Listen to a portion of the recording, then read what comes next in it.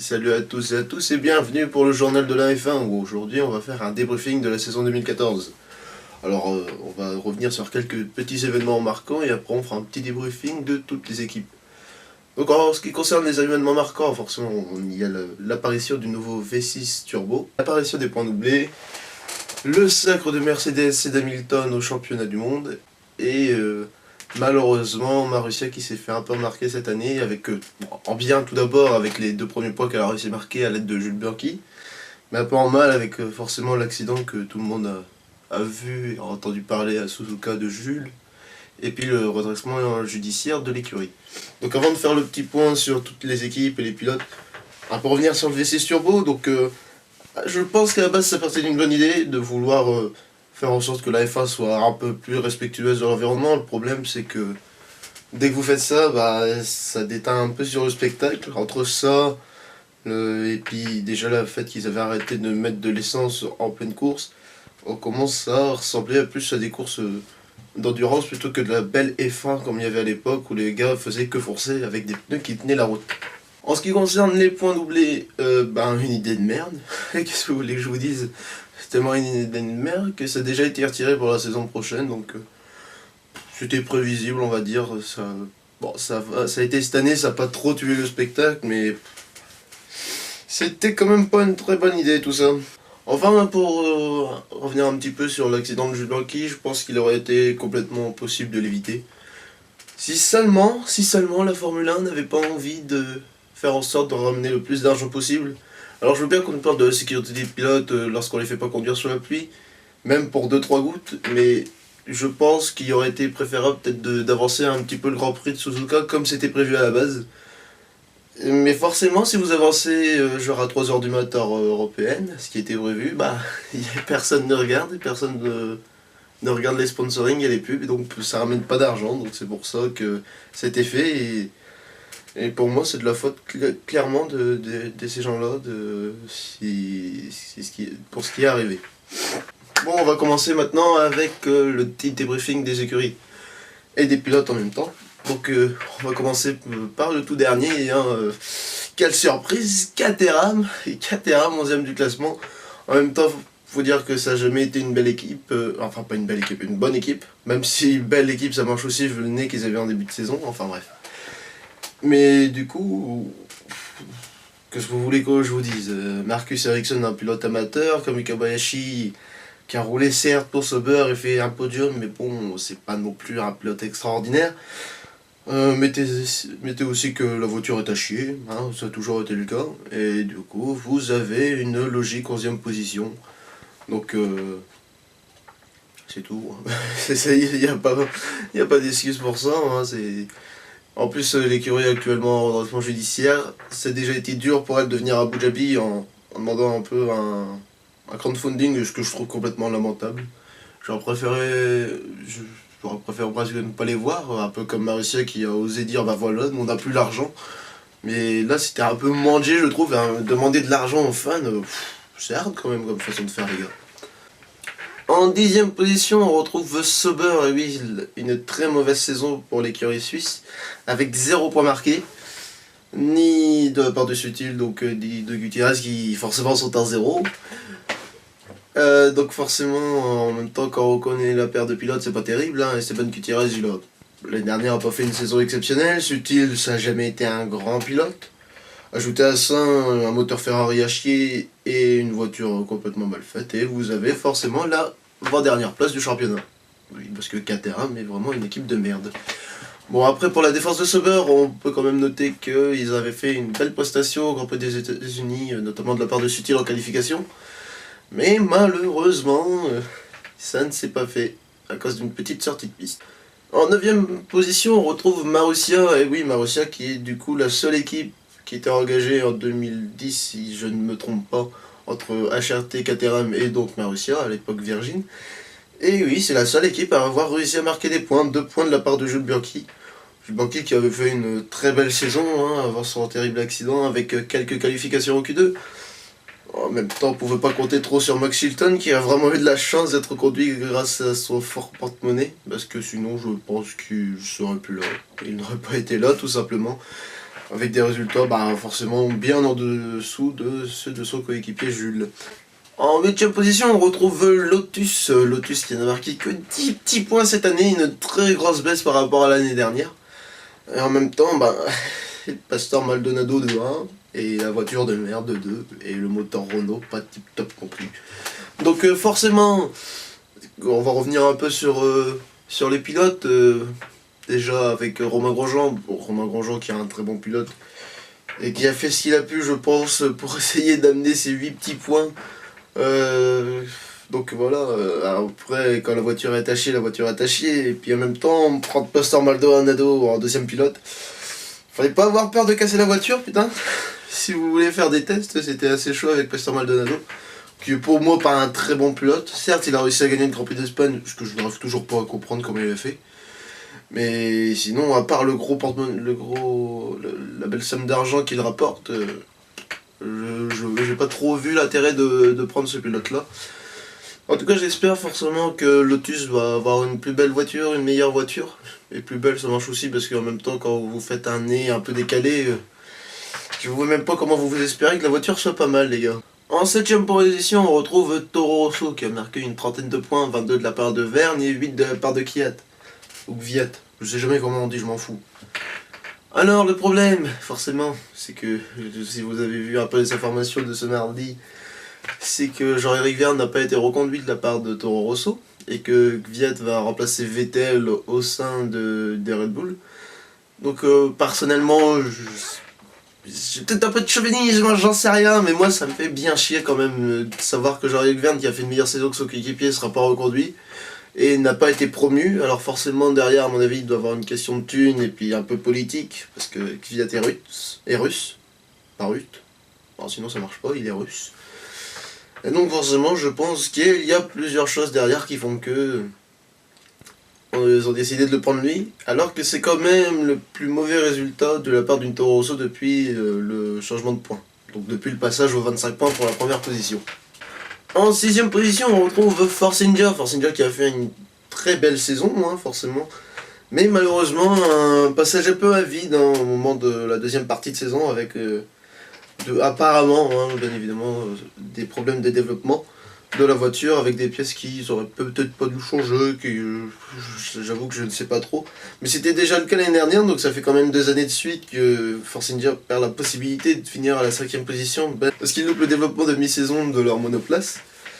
Et donc ça apporte ce résultat. Après, on peut également se plaindre du fait que Perez est largement en dessous de son coéquipier Nico Hülkenberg, de près d'une quarantaine de points. Donc en même temps, on peut aussi lui reprocher son accident au Canada, qui, alors qu'il avait la possibilité de finir premier ou au pire 4ème, a préféré quand même rentrer dans dans la voiture de Felipe Massa. Mais c'est dommage, ça aurait pu rapporter des points en plus, surtout que ils étaient complètement en liste pour réussir à avoir la 5ème place, et forcément ces problèmes de développement l'en ont empêché. En 5ème position, on retrouve McLaren avec Jenson Button et Kevin Magnussen. McLaren, c'est un peu dommage, je trouve. Si Kevin Magnussen aurait fait un très bon résultat, je pense qu'ils auraient largement pu atteindre la 4ème position. Ils en étaient vraiment pas loin en fin de saison, surtout avec les points doublés, c'était jouable. Mais malheureusement, Kevin Magnussen a eu un peu une saison, on va dire, en dents de scie, avec des très belles performances et des performances vraiment chiées, jamais une très grosse constance de la part du pilote danois. Alors que Jenson Button a plutôt bien géré, moi je trouve. Et ce qui est dommage, c'est qu'on ne sait pas si le Grand Prix d'Abu Dhabi était son dernier. Et j'avoue que c'est un peu bête pour ce pilote, qui est un très bon pilote, et qui méritait un peu un hommage lors de la dernière course du championnat, si c'était sa dernière course de F1. En 4ème position, Ferrari et le cheval cabré, ou plutôt le poney cabré, parce que cette saison était lamentable pour Ferrari. Le moteur était pas du tout terrible, vraiment un très mauvais moteur. Par exemple, il y a des moments, il y avait 20 km/h de différence entre une Mercedes et une Ferrari, pour vous dire, donc vraiment pas terrible. Après, forcément, on a Alonso qui fait ce qu'il peut. C'est vraiment un très bon pilote, Alonso, qui arrive vraiment à s'adapter avec des monoplaces de merde, comme l'année dernière ou il y a 2 ans. Comme il y a 2 ans, avec sa Ferrari complètement à chier, et pourtant il a failli réussir à avoir le titre de champion du monde. Après, de la part de Kimi Raikkonen, on peut pas dire la même chose. Seulement une cinquantaine de points inscrits, c'est à chier. C'est juste à chier, putain. Largement dominé par Alonso, et puis il a jamais réussi à se faire à la voiture. Mais bon, putain, merde, 19 courses sans jamais réussir à s'approprier la voiture, c'est un peu grave. C'est un peu grave, mec. Va falloir te ressaisir pour l'année prochaine. En troisième position, Williams qui fait carrément une remontée du démon par rapport à l'année dernière avec je sais plus, peut-être une dizaine de points inscrits. Un résultat bien pourri l'année dernière. Et là, on les retrouve à la troisième place du classement et avec la seule équipe motorisée par Mercedes qui aurait pu vaincre ce démon. Pourquoi ce démon? Il faut que j'arrête. Ce monstre de Mercedes qui a vraiment été impressionnant tout au long de la saison, faut dire ce qui est vrai. Mais pour ce qui est de Williams, on a quand même eu une sacrée surprise avec Valtteri Bottas, hein, qui est une des deux surprises de la saison. Avec de très bons résultats, une très belle constante. Il n'y avait vraiment rien à dire sur Valtteri Bottas. Sur Felipe Massa, moi ça m'a fait vraiment plaisir de le retrouver au top de sa forme lors des 2 derniers Grands Prix, avec un podium à Abu Dhabi et surtout le podium au Brésil. Ça c'est plutôt sympa, moi qui suis fan de Massa. Après on peut lui reprocher d'avoir un peu chié dans la colle lors des 6 premiers Grands Prix, ou 7 premiers Grands Prix avec une seule fois des points marqués. Donc voilà, c'est un peu ce qui coûte, je pense, la possibilité de se battre pour la deuxième position au championnat constructeur. Deuxième position attribuée à Red Bull. Et pas attribuée, hein, ils l'ont gagné forcément avec leurs points. Avec Ricardo, la surprise Ricardo, mais complètement qui a atomisé Vettel. Franchement, quand je me rappelle des interviews de début de saison où Weber disait ouais, de toute façon Ricardo il va défoncer Vettel, tout le monde se foutait de sa gueule, et il avait raison, l'Australien avait raison, vive Marc. Mais sinon ouais, juste hallucinant ce Ricardo qui a été le seul à pouvoir le battre. Mercedes c'est le seul à avoir réussi à gagner des grands prix autres que Hamilton et Rosberg. Il en a gagné 3, donc c'est pas trop mal, c'est pas trop mal. Après pour ce qui est de Vettel, bah j'avoue que voilà quoi, c'était pas top. Du coup ouais, est-ce que parce que la voiture était moins bien, le moteur moins bien, est-ce qu'on vient de voir un peu les failles du Vettel qui est bon avec une bonne monoplace mais qui a du mal avec quand la monoplace est pas terrible, à la différence d'Alonso qui arrive souvent à s'adapter, comme je l'ai dit tout à l'heure, il y a 2 ans avec sa voiture complètement archée qui a failli être champion. J'avoue que ça aurait été bien cocasse. Hein. Mais sinon voilà, Vettel l'année prochaine va à Ferrari, j'ai pas compris pourquoi, parce que aller à Ferrari, faut vraiment s'attendre à des voitures de merde, et vu comment il a pas supporté sa nouvelle Red Bull, j'ai pas trop compris ce choix, mais on y reviendra après un peu sur les transferts. On va d'abord parler de Mercedes. Mercedes qui a marqué plus de 700 points. C'est hallucinant. Avec record de victoire, record de pole, donc record de points. C'était juste incroyable. Première fois que l'équipe était champion des constructeurs. Et puis Lewis Hamilton qui remporte son 2e titre. Même si j'aurais préféré à titre personnel que ce soit Nico Rosberg qui gagne. Parce que je le préfère et que j'aime pas Hamilton tout simplement. Et donc ça c'est mon avis. Avant de parler des transferts, on va un peu parler des essais privés d'Abu Dhabi qui avaient lieu hier et avant-hier. Donc c'est-à-dire mardi 26 et mercredi 27, un truc dans le genre, je sais plus trop, je ne sais pas où on est, quel jour nous sommes, je ne sais plus rien. Enfin, toujours est-il que on n'a pas eu tant de surprises que ça, si ce n'est l'apparition de la McLaren Honda. McLaren Honda qui a encore des choses à améliorer, clairement. Et bon, parce que 5 tours couverts pendant ces 2 jours par la McLaren, c'était pas top, mais en même temps, j'avoue que de profiter de cet essai-là pour permettre de voir les défauts. Maintenant, il faudra voir à Jerez, lors du premier test hivernaux, voir s'ils ont réussi à corriger tous ces problèmes, car sinon ça pue, ça pue. Mais bon, après, pour leur défense, rappelons-nous quand même qu'à Jerez, une dizaine de tours avait été couverte par Red Bull, qui est la seule équipe à avoir battu Mercedes dans une course. Donc, j'ai dit ça, moi je dis rien. Pour revenir un petit peu sur les transferts, donc on va y aller par ordre. Hein, pour ce qui est de Mercedes, Bah, Mercedes, on sait que Rosberg est là. Hamilton, j'avoue que je comprends pas encore si on sait qu'il sera là ou pas. Alors à ce qui paraît, il négocierait un gros salaire pour l'année prochaine, ce qui pourrait peut-être le rebuter. Mais je pense que clairement que Mercedes va accepter de lui verser un gros salaire, sauf si, bien évidemment, le cas Alonso. Je veux dire, Alonso c'est un secret de polichinelle. Tout le monde l'attend à McLaren. Et pourtant, si jamais, je dis bien si jamais, Mercedes refusait, faut que j'arrête avec mes mains, si Mercedes refusait d'attribuer le salaire mirobolant à Lewis Hamilton, peut-être que Lewis partirait, ou ferait plutôt un retour chez McLaren, et que Alonso pourrait profiter d'aller chez Mercedes. Pourquoi pas? C'est une possibilité. Moi je dis ça, je dis rien. Hein. Ouais, donc Fernando Alonso qui avait pas arrêté de parler de lui, et si vraiment il faisait ça, j'avoue que ce serait plutôt cool, j'avoue. Après, pour ce qui est de Red Bull, on connaît les deux pilotes, qui seront Daniel Ricciardo et Daniel Kvyat.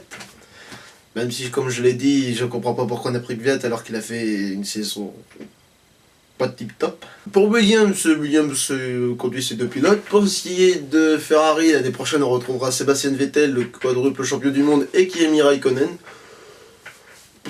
J'avoue que je n'attends rien de spécial de cette équipe. Je pense qu'ils vont faire une saison pareille que celle-là, voire peut-être moins bien. Donc on verra. Et moi j'entends rien de spécial de la part de Ferrari l'année prochaine. Pour ce qui est de McLaren, sous l'énorme surprise. Le seul truc qu'on sait, c'est qu'ils ont qu'ils ont fait un transfert de moteur en prenant celui de Honda plutôt que celui de Mercedes. Mais pour ce qui est des pilotes, théoriquement, je dis bien théoriquement, il n'y a pas de souci normalement, mais on devrait avoir Fernando Alonso, mais son coéquipier, aucune idée. Je veux dire, on en a aucune idée. Soit c'est Jenson Button, soit c'est Kevin Magnussen. Après, ce sera le choix des pilotes. Ce sera soit la jeunesse, soit prendre un pilote d'expérience comme Jenson, afin de pouvoir aider au bon développement de la McLaren Honda. Je veux dire, si vous prenez deux pilotes jeunes, si vous prenez un pilote jeune et sans expérience, j'avoue que je ne comprendrais pas trop l'idée. Il n'apporterait pas ce qu'il peut apporter. Jenson Button, je crois que ça fait une quinzaine d'années à peu près qu'il est en Formule 1. Ne pas le prendre, ce serait un peu débile, je trouve. Ensuite, en ce qui concerne Force India, aucun changement. En ce qui concerne Toro Rosso, c'est Verstappen qui sera le plus jeune pilote de Formule 1 avec seulement 17 ans. J'en reviens pas, putain, 17 ans. C'est quand même un truc assez impressionnant. Alors son coéquipier n'est toujours pas connu, hein, vu que Verne a quitté Toro Rosso, ou a été viré de Toro Rosso, on ne sait pas trop en fait. Mais vu que Verne n'est plus là, on ne sait pas encore qui sera les pilotes. Il y en a 3 pour le remplacer, mais Carlos Sainz Jr. est pour moi carrément le favori. Surtout qu'en plus il vient de faire les essais privés avec Red Bull, donc c'est pas impossible. C'est clairement pas impossible. En ce qui concerne Lotus, aucun changement. En ce qui concerne Marussia, Marussia ils sont plus là l'année prochaine, donc tant pis. Et en ce qui concerne Sauber maintenant, deux nouveaux pilotes. Donc avec Marcus Ericsson, l'actuel pilote Caterham, et Nazr, je sais pas comment on dit. Et pour moi, clairement, Sauber va encore faire une saison de merde l'année prochaine. Donc, si Sauber continue de prendre des pilotes avec un bon porte-monnaie plutôt que des pilotes assez bons, ça va pas aller loin. Ça va pas aller loin. Après, je dis ça. Perez a quand même réussi à faire une très belle saison il y a 2 ans. Donc, ça joue quand même en leur faveur de prendre un peu des pilotes jeunes. Mais bon, on va voir. À mon avis, Sauber est peut-être une des équipes qui est sur le point de disparaître. Déjà qu'ils ont du mal à cause des accords financiers.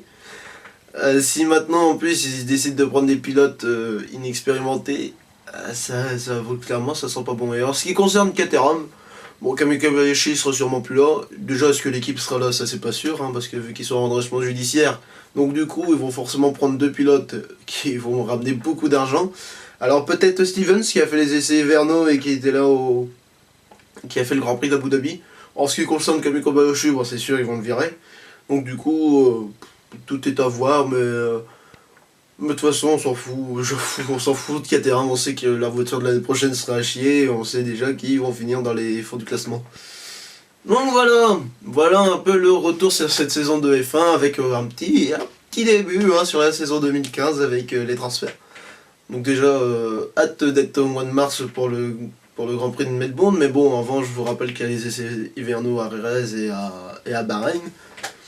En tout cas, si jamais cette vidéo vous a plu, bah n'hésitez pas déjà à donner votre avis sur la saison de Formule 1, donner votre avis dans les commentaires, ça pourrait être cool. Comme ça, on pourrait créer un petit débat, et n'hésitez pas à partager la vidéo avec d'autres fans de F1. Parce que si vous faites un débat tout seul, moi je veux bien participer, mais si on est qu'à deux pour le débat, bah ça fait chier. Je trouverais ça c'est nul.